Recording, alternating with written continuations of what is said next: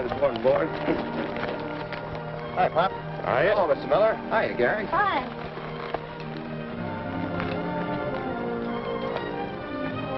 You ain't fixing to go into the roping, are you, Pop? I sure am. Better not. It's gonna be rough. Well, that's just what I'm hoping, Dobie. Now, look, you're liable to get hurt. See here, Sonny. I can rope calves better with my left hand than you young'uns can with both hands. Now look, Pop, we mean it. We know you're good, but you're not as young as you used to be. After that tumble you took the other day... Listen, that wasn't my fault. And I didn't get hurt nohow, did I? Maybe not, but it shook you up plenty. This is the last day. No use crowding your luck. You get pitched off and it's liable to break you in two. Listen, Bob, I've had so many bones broken I'm practically glued together. Now, all you young'uns have to do is to take care of yourselves and keep out of my way when I get in there. Here you are, Briar.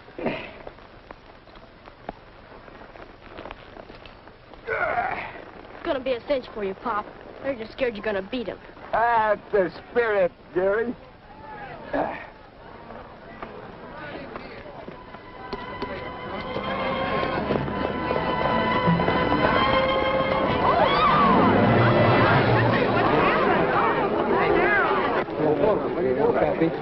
Briar. Briar, my boy. Briar. His leg is broken. He'll have to be destroyed. No, I won't let you. Well, it'll have to be done, old man. Don't you understand? Why, we can't fix a horse's broken leg. No, I won't let you. Don't let him do it, Pop. No, I won't, Gary. Look, mister, don't you understand? Briar's my living. More than only that. But he's my horse. Don't you understand what that means to me? You can't shoot him now. Listen, you've got to give me a chance to do something for him. Let me keep him until morning. If I can't do anything for him by then, you can handle him any way you want to. But I've got to have a chance for him. And I promise you this, mister, that I won't let Briar suffer. I just want to help him. You can't do this. All right. All right, old man.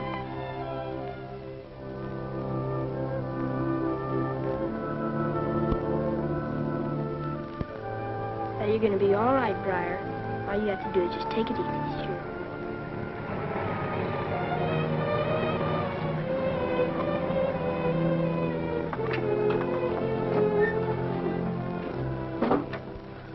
Well, how are you, boy? I got some of the boys, Gary, to help us load him into the trailer. Put the sling under him till we get him to a vet. And you're going to stay in the back and you keep awake. I sure will, Pop. All right. Now, come on, men. We'll ease him up easy now. Come on. Help me, Ralph.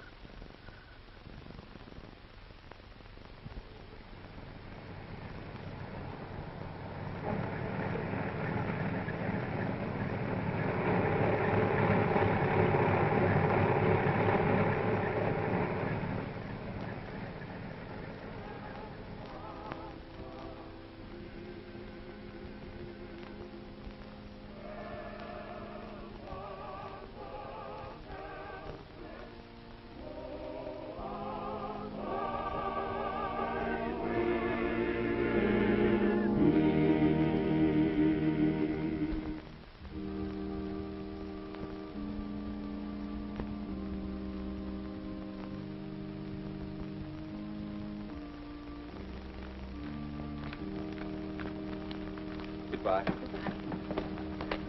Thank you. Goodbye. It was a lovely service. Thank you, Mrs. Crawford. It's nice to have you back again. It's becoming a habit. I guess it's the minister. I tried to telephone you yesterday. I hope I'm not too late with my invitation. Can you come to dinner? Sandra and I would both love to have you. I'm sorry. I promised Mrs. Crawford, that is your sister-in-law, that I'd have dinner at home today. Pam was coming over. Pamela? Oh, I'm sure that'll be very nice. Well, can we steal you for supper? You see, Sandy's only home weekends. We'd so enjoy having you. Thank you. If I can, I'll let you know. I'm going to call you to make sure. All right. Bye, Sandy. Goodbye. That was a fine message this morning. This may be your first pastorate, but you're doing good work, my boy. A little unconventional and two-fisted, but that's what we've needed for a long time. Thank you, Mr. Kane. I have to say what I feel. And let the chips fall where they may. I'm for you, young fella. Thank you. Goodbye, Mr. Kane. Goodbye. Reverend Owens, your sermon this morning was the best yet. Thank you, Miss Crawford. And your organ playing's the finest I've heard in the 6 months I've been here. Yes. Wasn't any better, was it, David? The collection, I mean. No, the building fund still has only $96.40 in it. It wasn't fair to put such a load on you in your first church. I asked for it. I knew the church was in trouble and I accepted the job, but I thought I could solve the problem. Right now, I'm not so sure. But I haven't given up yet. If only some of the members who can would loosen up. I heard Charlie Kane giving you 3 cheers instead of $500. I'll have to beat that situation. Mr. Kane says I'm unconventional. If he and the congregation only knew how unconventional I could be to save that church. Aunt Frances could do it in a minute if she wanted to. And I know how she could be persuaded. How? Marry her. Marry? She certainly wants that. Marry her? Well, why not? She's young and loaded with money. Which she guards very carefully. Except when she wants something. And she wants you. There must be a less drastic way than that. And besides, I don't like you trying to marry me off. I was in hopes you'd. Still, it is a solution, and she is beautiful. Oh, Parson. I got a horse here with a bad leg. Can you steer me to the nearest veterinary? There's no vet in Winona. See, the accident happened almost 24 hours ago, and he's suffering plenty already. Well, that's too bad. Let's take a look at him. All right. Hello, son. Hello? What seems to be wrong with him? Well, I was contesting down at this Toulouse rodeo. Kind of got jammed up a little bit. Rodeo officials said he'd broke his leg and they wanted to shoot him. Of course, I couldn't let him do that, so I sneaked him out until I could find somebody to help me take care of him. Of course, he may not walk as good as he used to, but better than letting him die. Yes.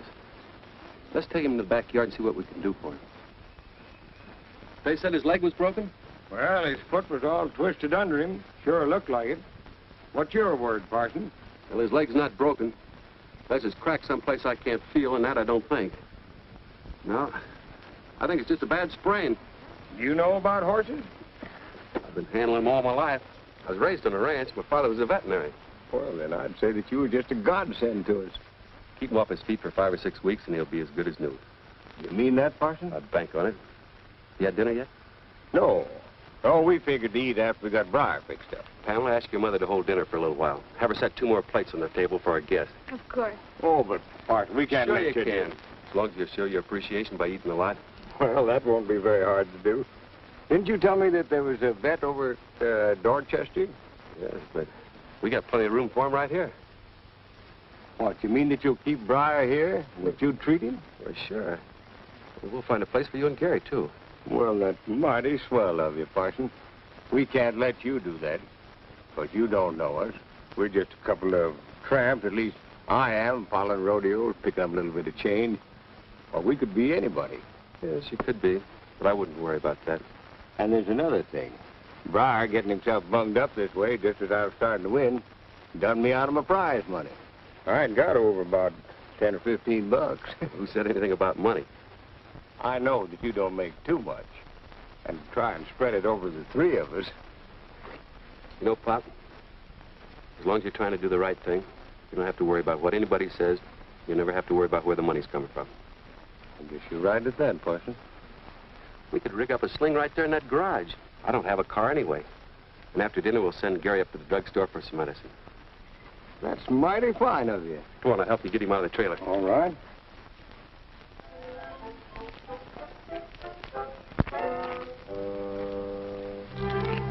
Hello.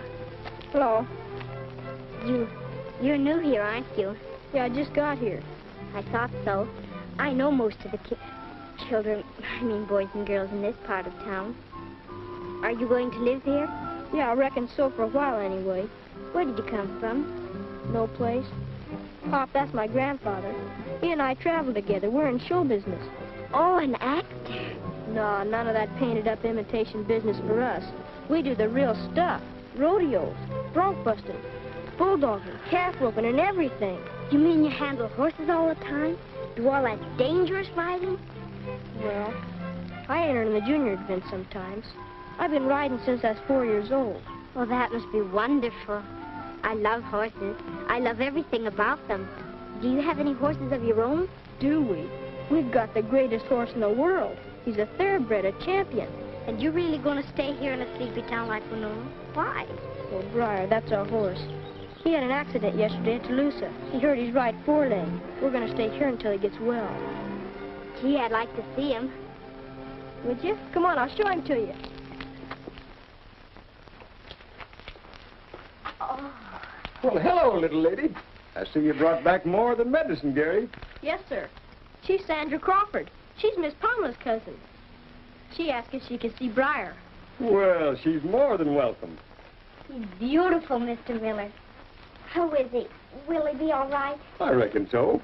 That's the way we aim to make him anyhow. Can I touch him? Sure. Briar's a smart horse. He knows when he sees a pretty girl. And he likes them, just the same as Gary and me. Sandra! Sandra! What on earth are you doing here? I'm just... Back here with strange stablemen. People you shouldn't even be seen with. Mother, please. Sandra, I've forbidden you to talk to such people. I thought I saw you come in here. Now come along with me. It was all my fault, ma'am. I've no doubt. It was just because she wanted to come back here. Look, my dear, I need no information from you. Just a moment, ma'am.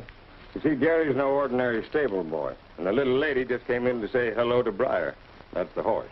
You see, we're rodeo performers. Oh, rodeo performers. Rodeo performers. Why, that's even... I wonder if Mr. O... Just what are you doing here? Well, you see, in the first place... Never mind, I don't care. Sandy, come on.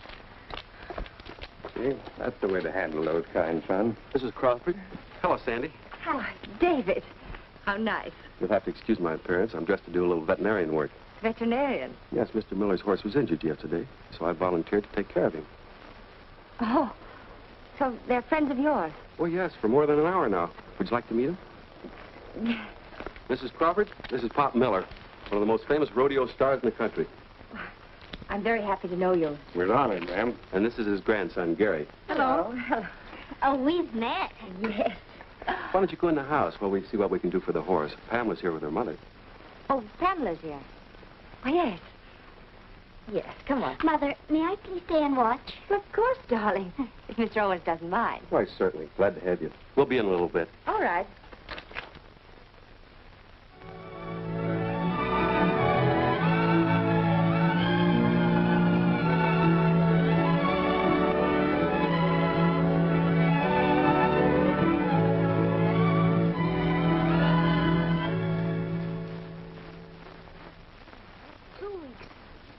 Isn't that taking on pretty much of a burden? You know, your salary was never meant to cover such an expense. We'll manage you all right. But, David, people are talking about your having him there. A profane old man, a boy who doesn't even go to school yet. I wouldn't subject myself to that kind of gossip. I'd be much more concerned what people might say if I turned out a penniless old man and his grandson with an injured horse. No, Mrs. Crawford, I'm afraid what people say doesn't interest me. David, we're not exactly strangers. Don't you think you could begin calling me Francis pretty soon? Well, I must maintain my dignity, but all right, Francis. That's better. You know, I'd like to feel free to talk to you as a friend. Right now, I'm concerned about Sandra. I wouldn't worry about Sandra. But I do. Poor darling. I wish she had a father. David, it isn't much fun just having her home weekends. Having her away in Dorchester all week at school. Then why do it? Because it's better there than any school here. She must have the best. But it isn't only that. What else? My business affairs take up so much of my time, I can't give her the attention I should. Then why don't you give up your business? Sandra's worth it. Well, David, you know it's impossible, as long as I have no one to do these things for me. Oh, David, I get so lonesome at times. It's possible to be that with dozens of people around, but the right one isn't there. I hope you find the right person, for your sake and Sandra's. I have. Only he's too busy with other people, other affairs. Oh, I wish... David, it isn't easy to have the sole trusteeship of a fortune as large as the one my father left me. I'd so gladly share it with the right person. Someone I could love and trust. Then why don't you share it with the church? Oh, that again. Unless a miracle happens, we stand to lose our church in 6 weeks. Well, David, I could be persuaded to help a great deal. under certain conditions. There can be no conditions of a gift offered to save a church. No?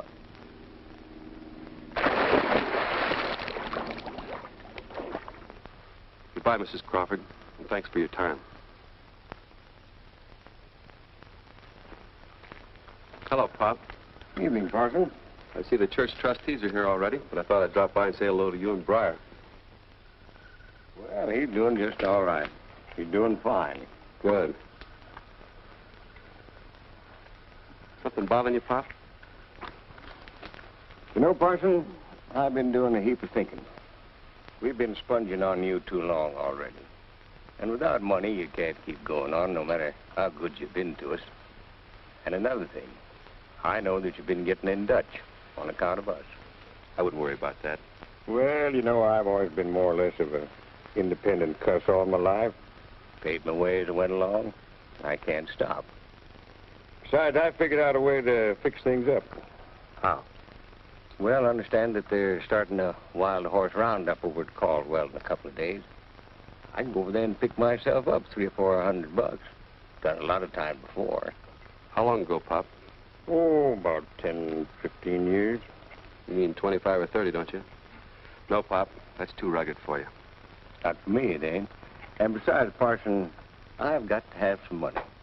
I want to send Gary to a real school. Sure you do. But that's not the way. Now, don't you worry about me. I can take care of myself all right. I know you can, but it's not a matter of days. It's a matter of weeks. No, Pop. You got to promise me right here and now that you won't try it. Well, bless my soul. I didn't think that you'd be so dead set against it, Parson. I am. Will you promise me? Okay. I promise. The way you put it up to me, I can't hardly refuse you. That's better. Good night, Briar. Don't worry, Pop. Good night. Good night, Parson.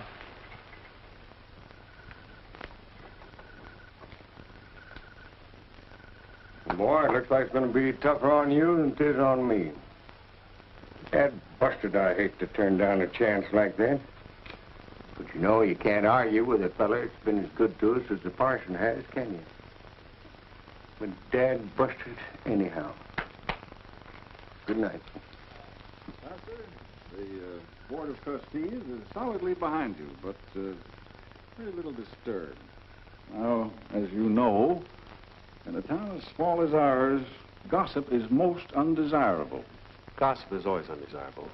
It's one of the cheapest and lowest forms of conversation. Yes, of course, but I'm afraid you don't quite understand. Frankly, it's somewhat embarrassing to have our own pastor discussed unfavorably. Yes, there's talk. Not only of your close association with people who are, well, little more than vagabonds, circus followers, if you will, but that you keep them for weeks here in the parsonage. Precincts which, well, in a sense, should be considered almost as sacred as the church itself. Pop Miller and Gary certainly do not desecrate it. And I plan to let them stay as long as they need help. That, gentlemen, is my decision, and I plan to stand by it. I'm disappointed and sorry that you disapprove. This boy, he should be in school. Pop Miller knows educational laws. He himself instructs Gary and sees that he studies. From what we know of him, he's hardly qualified as a teacher. But all this discussion is ridiculous. Yes, it is. I thought this meeting was called to discuss a far more important problem. One that reflects more discredit upon you men on the Board of Trustees than the presence of an old man does upon me. Now, just a moment, Pastor. In a few weeks, we face the loss of our church for one of a few $1,000s. I think it'd be much more to the point if you gentlemen concentrated on that problem, rather than whether I gave a helping hand to a small boy and a man who needs it. Promise or no promise. That night settled. Good night.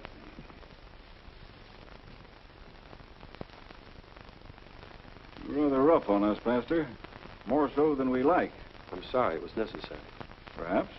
You, too, have a responsibility in this matter. I think I'm shouldering my responsibility. Are you? Entirely? You know, there's a way in which you could solve all the church's financial problems. Now, ordinarily, I wouldn't think of stepping into your personal affairs, but this is a crisis. Well, the widow Frances Crawford and her very obvious interest in you? You're stepping too far into my personal affairs. What you suggest is preposterous. Why? It is best that a minister be married. Mrs. Crawford is young, beautiful, charming, and wealthy. It's an insult to me and my integrity to suggest such a cold-blooded alliance. It would violate every ideal and conception of marriage that I've held, and which I preach. Just a moment, Pastor. You want me to prevent a disaster caused by your neglect. My neglect? Look at Winona. It's a prosperous town. Your homes are beautiful. You've taken care of yourself while you've let your church slip into a financial and physical ruin. And you want me to save the pieces. My personal life is not on the auction block. I'm sorry, Pastor. Good night. Good night.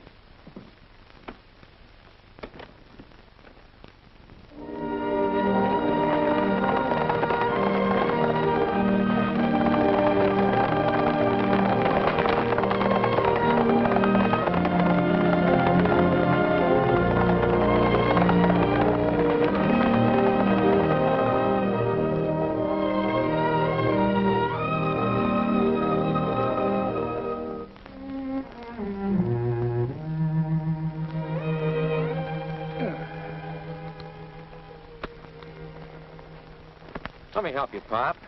Well, thanks, son. Don't you think you've had about enough? You've taken a tough beat in the past couple of weeks. You're all beat up and tuckered out. Oh, I'm all right. I've been in more wild horse roundups than you've got years. Well, I wouldn't doubt that, but you'd be smart if you quit now and went home. You've made yourself a few dollars. Well, not many. What? Why, there two? Not unless you brought one. Oh, sure. I always carry a spare saddle in my pocket, just for times like this. Come on, Gary, get Briar ready, now get going. Not with that saddle, you won't.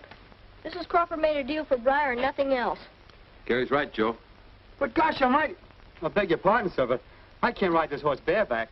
Maybe if he had a steering wheel and a gear shift, I could, but... A deal's a deal. And we're keeping the saddle. Sorry, Joe, I can't help you. Well, you can lend me the blanket, can't you? Sure, Joe, sure. We'll lend you the blanket.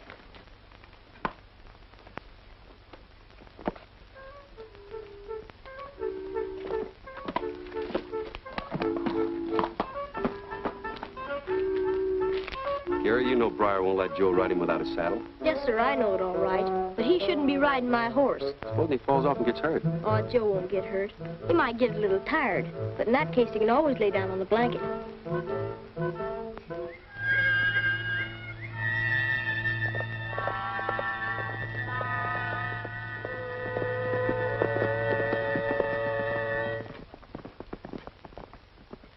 What are we going to do now, Mr. Owens? Don't worry about it, Gary. A horse like Briar can't disappear for long. Yeah, but why didn't he come back here? He knows Papa and me are here. Why, he's been with us for... Hello, Mrs. Crawford. Hello. Has that horse been back here yet? No, not yet. I never will. I didn't want to get into this. See what happens? He'll come back, Mrs. Crawford. Where's Francis a day or two ago? Oh, David, I don't want you to think I'm cold and grasping. I'm not really. It's just this has all upset me very much. I know, and I'm sorry, Francis. Well, I simply can't wait for him to reappear. You may as well know I'm offering $50 reward for his recovery.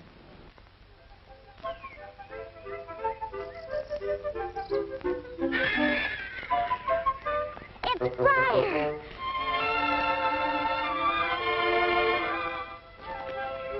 Oh, Briar! I knew it was you. It's Briar. Oh, is this yours? Oh, what a lovely horse. Oh, beautiful. It's Briar, the horse I told you about. Don't tell anybody, promise. We promise, won't we? Sure. But what are you going to do with him? Take care of him. Right now, I'm going to ride him. Help me. Yeah. Sure I can. Remember your promise. Don't tell anybody. Not anybody. Where are you going? Oh, a special place where nobody will find him. Let's go, Briar.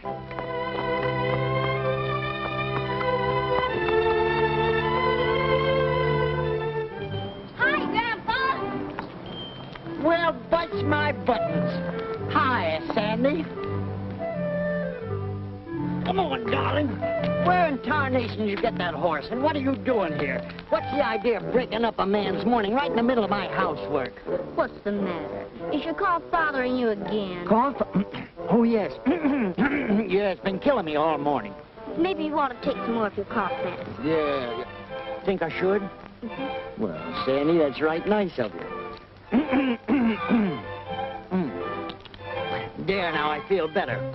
And now, young lady, what's this all about? I don't see you very often, and then it's usually when you're in trouble. I can say the same for you, Grandpa. Grandpa, I know how you can make $50 very fast. $50? But I wish you wouldn't. Good, now am I too old to wrestle anybody, Sandy? If you want to make it, all you have to do is take Briar back to Mother in Winona. Back to Mother? Don't tell me you rode that horse all the way from over there. Of course not. I found him just a little while ago. Oh. Mother's offering a $50 reward for its return. Well, that's more than she ever offered for my return. How come she wants this horse so bad? She hates horses. And if there's a reward up, why don't you collect it yourself? Because she does hate horses, and she hates Yeah, the man I know. who owns this one, and I don't want her to have it. Look. And that's why I brought it here, because I want No. you to... A man would have to be in his prime to keep up with that fast talk. Now, you mean you want me to keep him here in hiding? How are you going to hide a horse? But, Sandy, it's going to be awfully hard to keep a horse where nobody will find it. Well, can't you put it with all those pink elephants that nobody but you see? Yeah, I think you got something there. Now, don't you worry about the horse, honey. We'll take care of him. Well, you won't take that $50, and you won't let anybody else take it, will you? Now, don't you worry, honey. You leave it to old Grandpappy.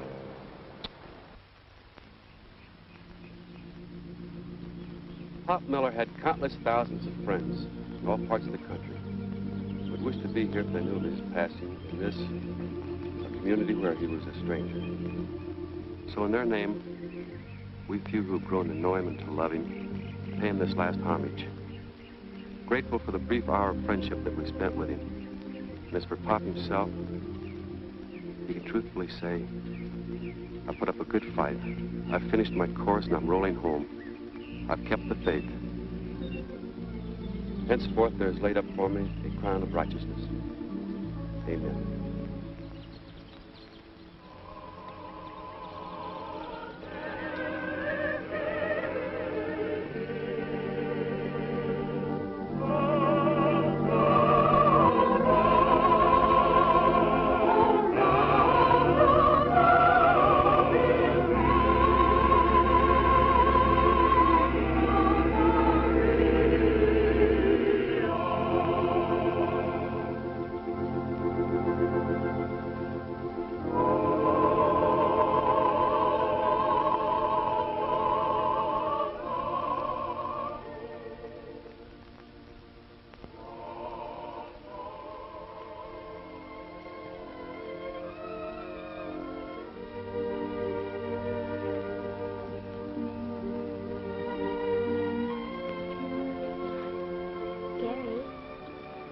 Gary, I had something to tell you. I didn't have a chance before. What?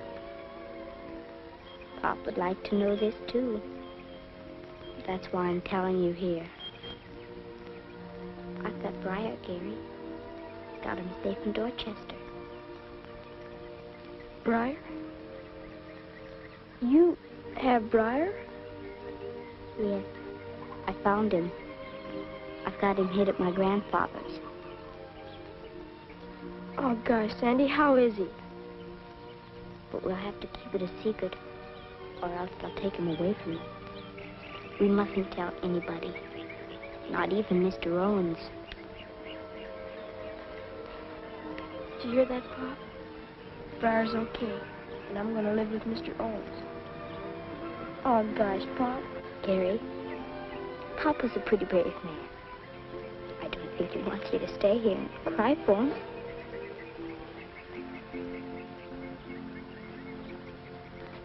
So long, Pop. I'll be back to see you as often as I can.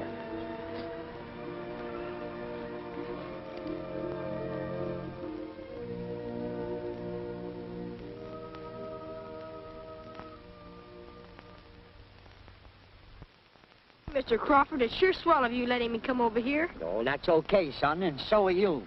I reckon Sandy was right about you. You sure took good care of Briar, you and your grandfather. Let's ride him. Let's both ride him. Can't we, Graham? You mean both at the same time? Uh-huh. Oh, I think that's too heavy, even for Briar. Maybe it would help if you give him some of your cough medicine. Yeah, but... No. I reckon Briar can handle it all right. Come on, you get on. Come on over here. Look at that. Wasn't that fine? Here, I'll help you now. Now, get up there. Now, you're sure, Gary, you can handle him all right, okay?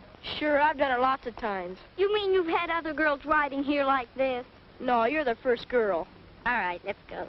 Now, Gary, no one-arm driving.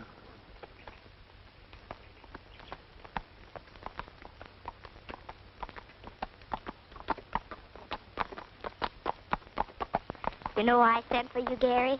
Sure, to see Briar. That's only part of it. I had to talk over something with you. Something awful serious. What is it?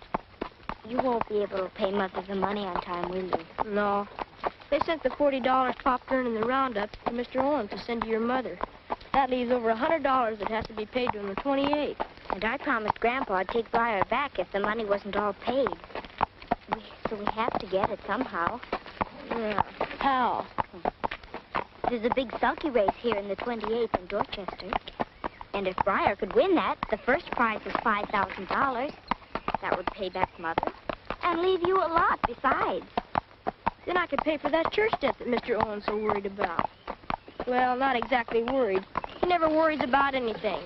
He just works hard and says he knows that everything will be all right. He's sure swell to me.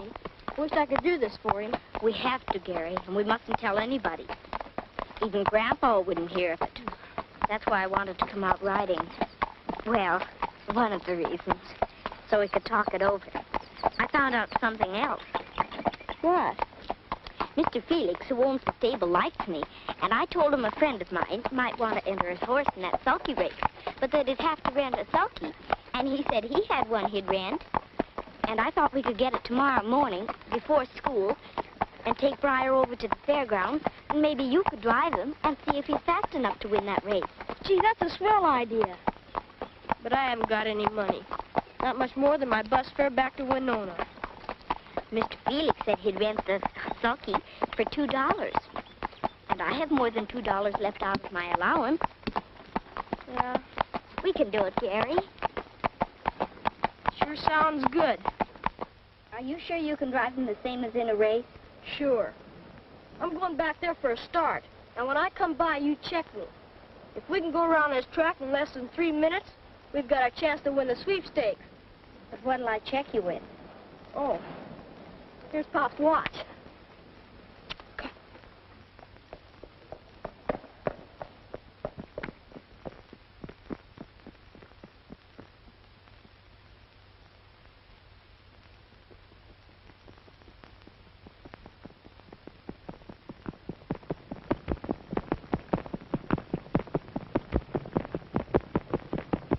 One minute.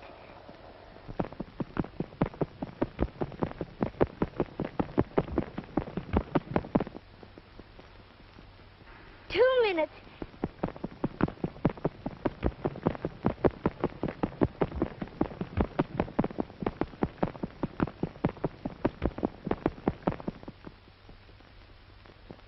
$2.20. $2.25. He did it.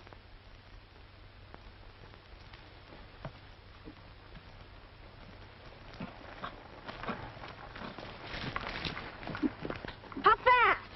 2 minutes and 25 seconds. Gee, that's swell, Sandy. We just got to enter Briar in that race Saturday. But we're just kidding ourselves. They won't let me or you drive him in the race. And we got to keep everything so secret. We couldn't ask anybody else to drive him.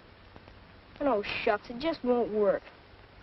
And anyway, it costs money to enter a horse in a race. How much money? Oh, about $50 for the kind of race we want to enter him in. Is Briar fast enough to win that race? Sure he is. Then we've got to enter him, whether we're kids or not. Well, I bet I could raise the money to enter him. You could? How? From the kids at school. They all have pretty good allowances. Of course, we spend it all. But if I hurry, I bet I could do it. But then you'd have to tell them all about Briar. No, I could make it sort of mysterious, like a secret. Oh, I could do it, Gary. We've just got to get a driver.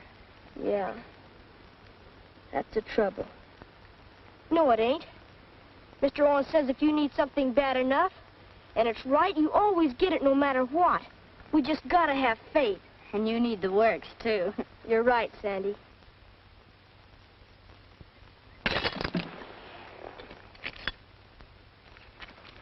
Here's $2.72.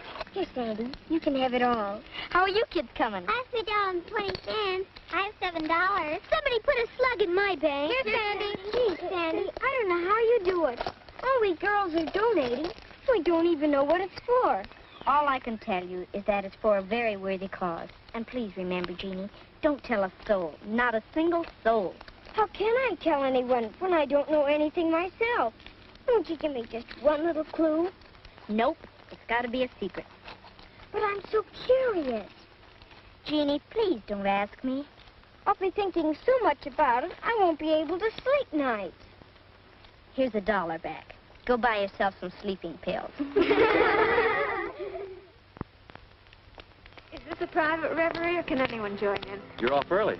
Yes, Mr. Hodges had to go out of town, so he said I could have the afternoon off. I thought I'd come over to your place and help Mother. Good excuse, anyway. Excuse? For what? It's a secret. How's Gary? Does he still grieve much? Yes and no. He puzzles me a little, though. I don't know whether it's the influence of Sandy, but he seems more cheerful since his trip to Dorchester. I'm surprised he doesn't miss Briar more than he does.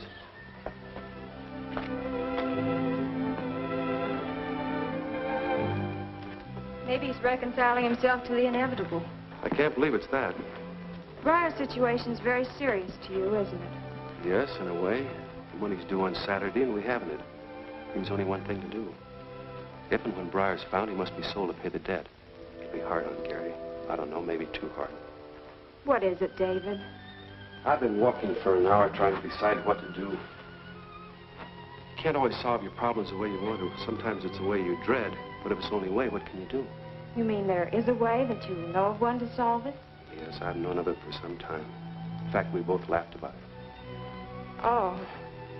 You mean you're going to ask Aunt Fran to... If I only cared about her, but I can't let the church go under if it's up to me. When a church moves from this corner, it should be to a bigger church, from necessity, not to makeshift quarters from poverty. Marriage is a very sacred thing, Pamela. You'd make it sacred, David. I've thought this out day after day, night after night, trying to decide what to do. I have an ideal of marriage, one that I hope someday to realize, but this, everything in my mind, everything in my conscience tells me it's wrong, but is it? Is it just selfishness prompting me? Why do you talk to me about this, David? Because you're the only person in the world I've ever wanted to talk to about love and marriage. Pam. Oh, David. Here's Aunt Fran. I'll be in the kitchen.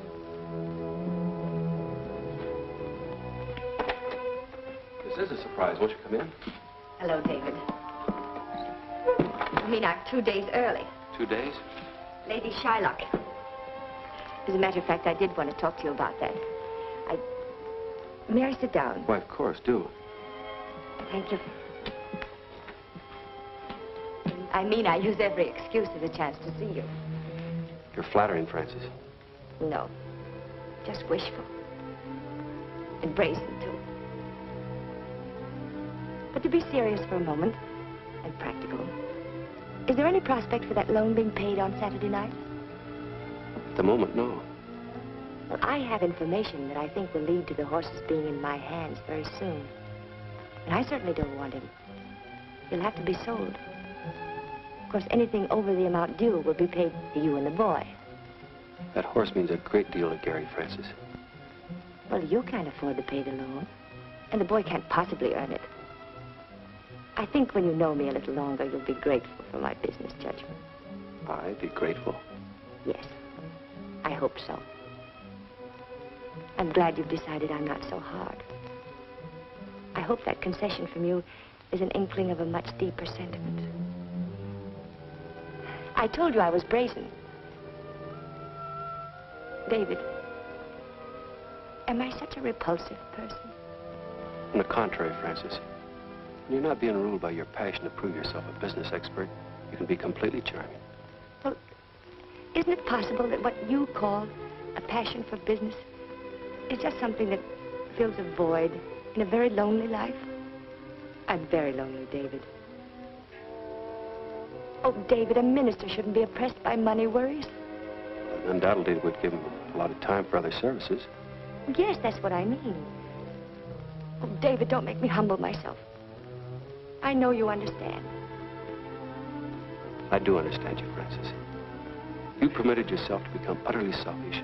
You gauge everything in terms of what you want and what you can buy to satisfy yourself. I didn't come here for a lecture, David. No, but perhaps you need one. Whenever you give anything, it always has strings attached to it. It's not from the heart, it's what can I get in return for this? So that's what you think of me. You despise me. No, I feel sorry for you. Sorry? You feel sorry for me? Yes, sincerely. You spend all your time trying to make more and more money that you don't need, to the point that you neglect what should be your most priceless possession, Sandy. Sandy is my affair, if you don't mind. And I'm not so blind as you think. It's Pamela. She's worked her way in, torn me down. It's not Pamela. It is Pamela. I can't deny my feelings about Pamela. And she's everything I'm not, of course. It's hard for me to believe that anyone can sit in that church Sunday after Sunday and watch it be destroyed for the want of a gift that you could so easily afford, and it'd be such a blessing to the church. Which is precisely what I'm going to do. I came here humbling myself, shaming myself, willing to do it, knowing what I could do for you, and wanting the chance to do it in return for a little happiness for myself. I've overlooked the fact that you've alienated my daughter from me, encouraged her to associate with people whom I detest. Well, very well, you can have your sugary, penniless Pamela, and that uncouth little tramp, Gary. And you can also have the pleasure, as I will, of seeing your church fall apart. And I'll not lift one finger or give 1 cent to save it for you. Francis, I beg. Yes, you beg. You always beg, because you were made to be a beggar.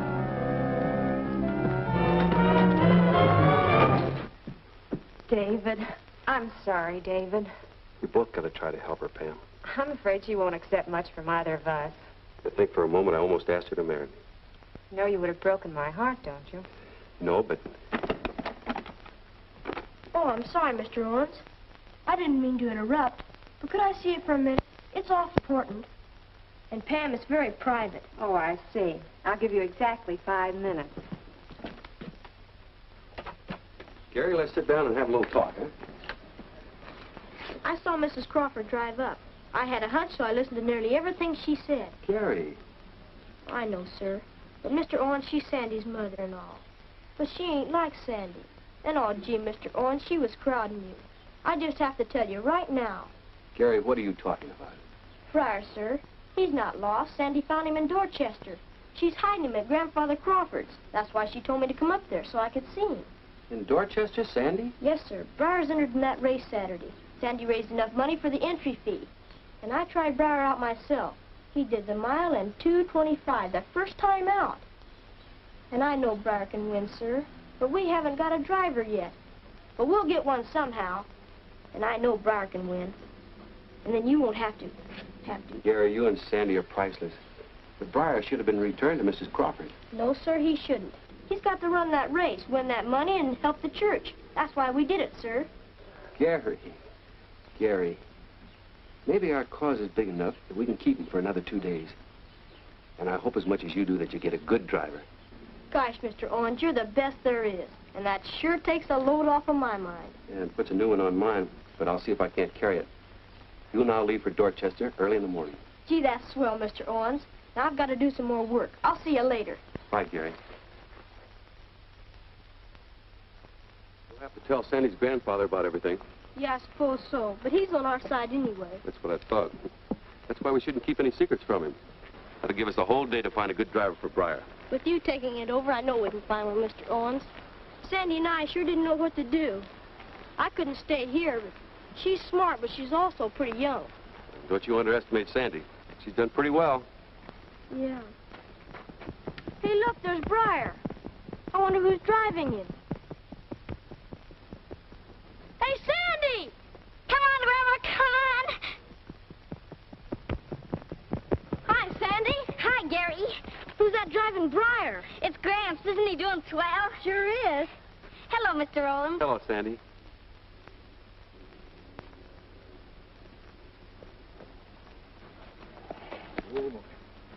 This is Reverend Owens, Grandpa. How do? How do you do, sir? We were looking for you. Thought maybe we were a little early. Not a bit too early, son. We were up before the chickens this morning. I thought we'd be early enough to see some of Grandpa's green snakes and pink elephants. No. That's a little story for the children, you understand. What kind of medicine is it? It's a special prescription. I think I understand. We've got a driver, Gary. Grandpa, he knows all about everything, and he said he'd do it. That's right. Sandy finally broke down and confessed all about these mysterious goings-on. I didn't have a chance to write you, Gary, and I didn't dare anyway. I didn't know Mr. Owens knew anything about it. Well, I didn't until yesterday, Sandy. And you mean you approve of all this shenanigans? Well, under the circumstances, I think it's all right. As long as we return Briar to Mrs. Crawford by tomorrow night. Oh, well, the way this horse is shaping up, I reckon you haven't got anything to worry about. You won't have to turn him in. That's what I wanted to hear. But are you sure you're going to feel well enough to drive him? You mean I'm too old? Well, Well, son, horses are in my blood. I drove home many a trotter before you were born. And if you've been to many sulky races lately, you know a man practically has to be 90 before he's considered old enough to drive one. I'm not 90, but sometimes I feel like it. but one other thing. Something wrong? Yes, Mrs. Crawford said she had a line on where Briar was. She said she could pick him up. Well, maybe we could have her arrested for impersonating a human being. You can't let her find Briar before the race. She'd be sure to stop it. We gotta hide him someplace else. You know of a feasible place? Who's feasible? I know. Mr. Felix will hide him right in his own stables. I know he will if I ask him. Could we do it right now? Sure, He's right honey. near the school, and I have to be there pretty quick. That's okay, honey. You can ride right in my lap this time. Brother Owens, you'll be staying over, of course. I wouldn't miss the race for anything. I've got a lot at stake. Don't worry. I'll bring you home a winner. I hope so. Hope those pink elephants and white rabbits aren't too much for Briar to pull. Oh, there's only one animal I'm interested in from now on, and that's Briar. Good. We'll see you back at the house. That tip I had was right, Mrs. Crawford. The horse is in Dorchester. But where in Dorchester? It's a big town. Where is he? I don't exactly know that, but it shouldn't be too hard to get hold of him. He's going to be in a race tomorrow. A race? But that's absurd. Maybe. But there's a horse named Briar entering the Dorchester stake race. That's the big race of the week. But that's ridiculous. No one would enter a stolen horse in a race. Must be another Briar. I don't think so, ma'am. Man I spoke to said somebody saw the horse harnessed to a sulky early in the morning, and the description sounds just like our Briar. But who entered him? He's entered the name of G. Miller. G. Miller. Gary Miller, that boy. So Mr. Owens has been holding out on me. But that boy's too young to drive a race. Did you get the name of the driver? Yes, ma'am. When I called up long distance, they said the name of the driver had just been filed. It's Crawford. So that's it. I'm beginning to see daylight. Sandy's mixed up in this thing, too. And her grandfather. All of them trying to keep from me what's rightfully mine. Shall I go after the horse, ma'am? No, Joe, not today. I'll go up tomorrow. So that's why Sandy wanted to stay there over Saturday. Yes, Joe, we'll go to the races tomorrow. We'll put a stop to their little game just before the big race. I like surprises, Joe. I'll pass out a couple. The whole thing is a low, cheap double-cross. People should know better than trying that on me. I think you're right, ma'am.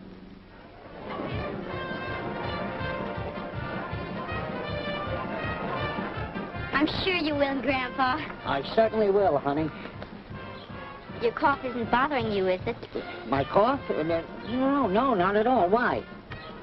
I thought I smelled your cough medicine. Oh, well, I just took a little, just to make sure I won't cough. Good luck, Mr. Crawford. Yeah, thank you, Oh, Mr. Owens. Yeah, you're very kind. Come on, Sandy. I'll show you the seat. See you after the race, Gary. Sure, when we collect the money. Oh, hello, Joe. What are you doing here? I found Briar. Mrs. Crawford ordered me to get him right now. Oh, wait a minute, Joe. Join your mother, will you, honey? I'll see you later. You know Briar's in this race. That's just the idea. He ain't going to be in no race. Well, I'm sure Mrs. Crawford can wait until after the race is over. She don't think so. She wants me to grab him right now. And I'd like to do a little grabbing on horse myself. Yeah, I can understand it. I'd like to stop you some way. Nothing's going to stop me. Heaven forgive me.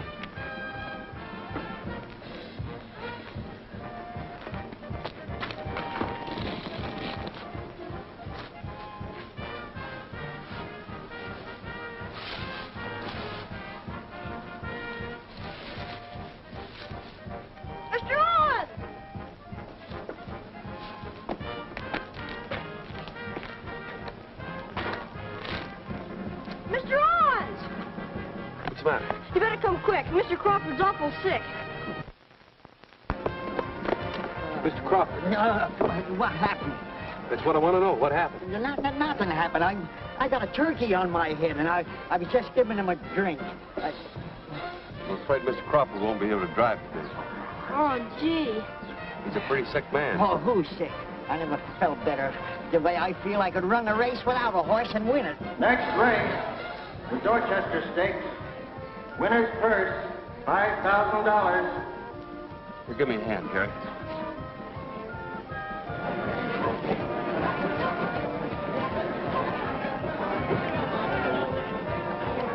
Well, where have you been?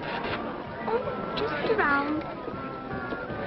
Last call. All entries in the Dorchester Stakes on the track, please. Last call. Breyer, Miller entry. Owens replacing Crawford. Crawford took suddenly ill.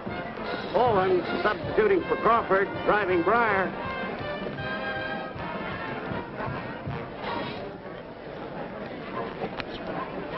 I'll put a stop to that.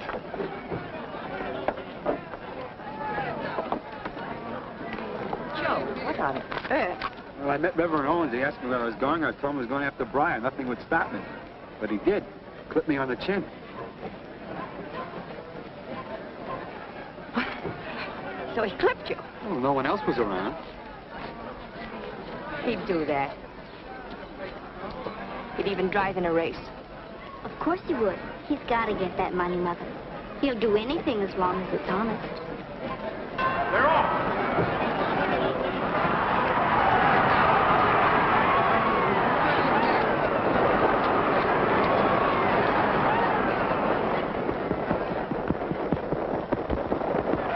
Come on, David. David, come on.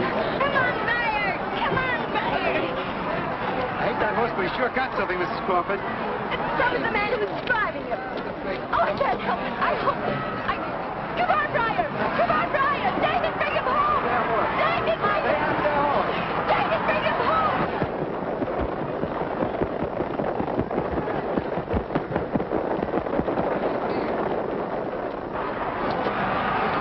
Come on, David.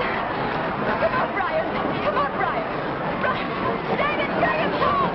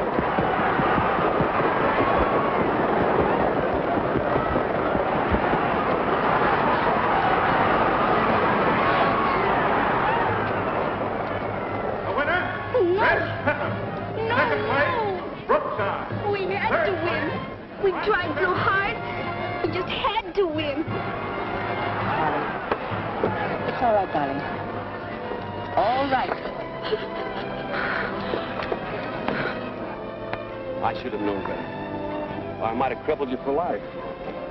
I don't think I did. Nothing's that important. You wanted to win, and you could have, too. So die. But not at that price.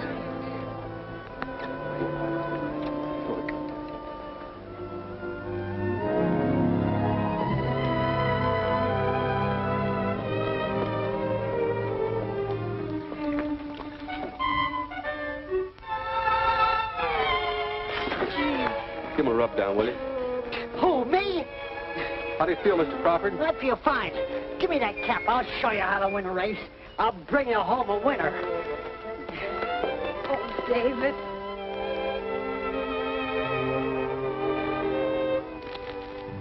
Gary, do you still want to stay here after Breyer's gone? I never want to go anyplace else, Mr. Owens. All right, I'll go ahead with the adoption. Yes, sir. I'd sure like you for a dad. I'll try to make it up for you for Briar. Time heals a lot of things. It's worth it. It was for Pop that we're losing Briar. So it's okay, Mr. Owen's honest. How is he, Gary? Oh, he's just fine. I've been giving his leg a rub down to make sure. You know, the vet said that Mr. Owen stopped just in time or he'd been lame. Yes, I know, and he must never race again. Oh, that's all right. He won't mind if he can just stay around. Hello, everybody. I thought I'd find you back here. Hello, Sandy. How's Briar? Oh, he's just fine. When you get him over to your house. When what? Oh, Reverend Owen, my mother sent me back to give to you. Thank you, Sandy. Pamela, she's paid off the church debt. Sport paid in full. And she wishes us the best of luck. It worked, Mr. Owens. It worked. It always works, Gary. What does that mean, Cousin Pamela? Are you going to marry Reverend Owen? Yes, dear. Oh, that's wonderful. And are you going to adopt Gary? Just as quick as we can. Then Gary and I will be cousins, won't we? That's right. I think it's a pretty good idea myself. I don't. Why not? Because I want to marry you, and cousins can't get married. I think that can be arranged by the time you get around to it. Are you sure? Sure. I don't know how I could possibly live without Gary.